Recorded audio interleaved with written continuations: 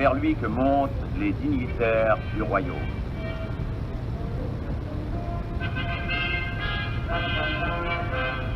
Lentement, les gouverneurs mèdes se rendent à l'audience royale pour saluer leur maître absolu.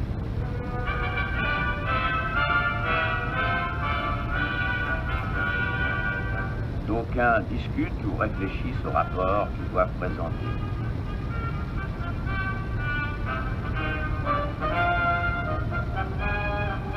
D'autres apportent de petits bouquets de fleurs parfumées en signe de fidélité. Ils gravissent d'un pas noble les degrés du grand escalier conduisant au trône royal.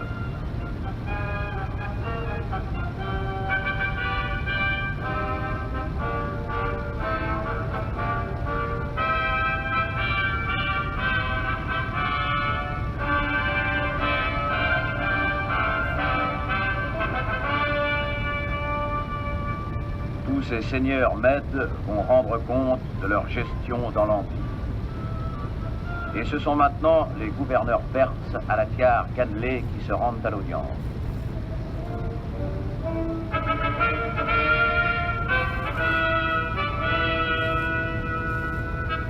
Les deux groupes sont précédés de soldats perses lorsqu'ils pénètrent dans la salle du trône.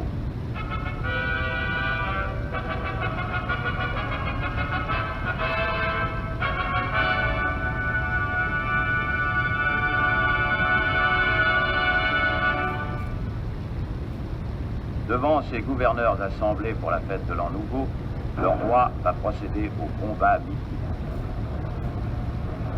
Il va lutter contre les forces du mal, contre le terrible dragon à tête de licorne et à queue de scorpion. Le héros s'en prend au monstre ailé. Il va rejeter au néant les puissances malignes qui convoitent son empire.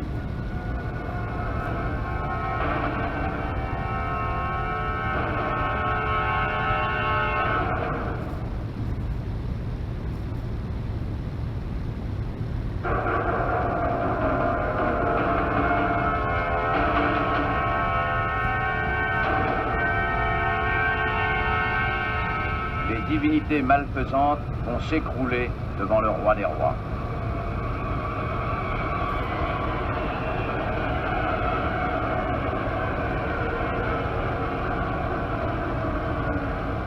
Mais déjà, la guerre menace aux frontières et les exorcismes ne suffisent plus. Le bataillon des immortels, la garde du corps de Darius, est prête à faire face. Rangés en bon ordre, les soldats perses vont affronter l'envahisseur grec, car Alexandre est en marche. Du fond de la petite Europe, il s'avance vers la capitale de Darius. La lance à la main pour briser l'assaut des phalanges, le carré des immortels, bouclier au poing, attend son heure. Darius passe une dernière fois ses fidèles combattants en revue.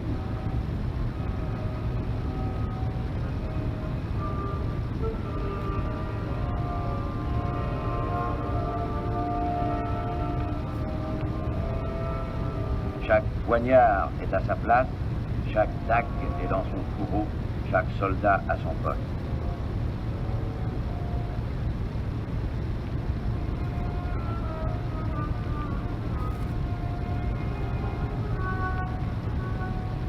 L'arme au pied, les fantassins de Persépolis sont bien décidés à défendre leur souverain.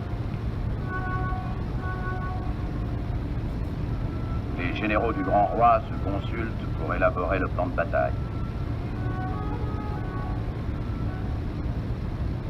Dans les mains des officiers se fanent les dernières fleurs des réceptions solennelles. Fébriles, les chefs attendent l'heure du départ. On amène les chevaux des corps d'élite ainsi que les chars de guerre qui doivent jeter la panique dans les rangs de l'adversaire.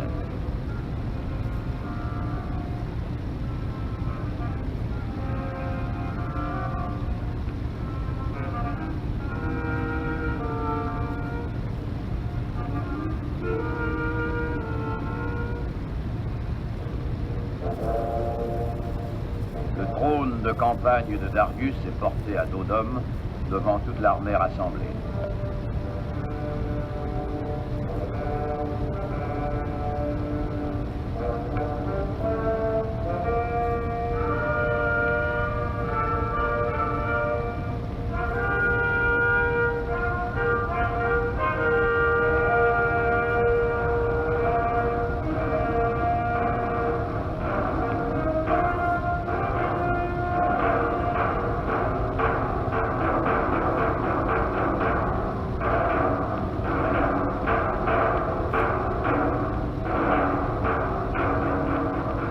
Déjà, ces soldats qui s'en vont à la mort ne sont plus que des ombres.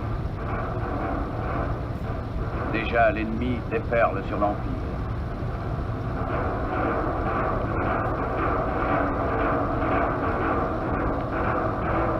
L'ordre achéménide s'écroule sous les coups d'Alexandre le Grand, qui ne laisse plus à Persépolis pierre sur pierre.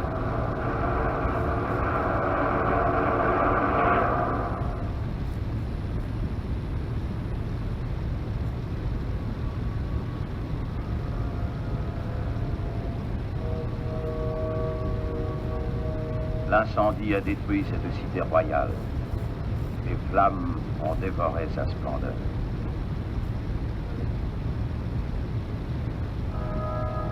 Elle est tombée. Persépolis est tombée.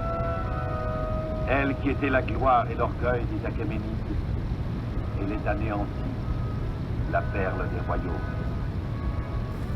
Plus jamais on ne l'habitera.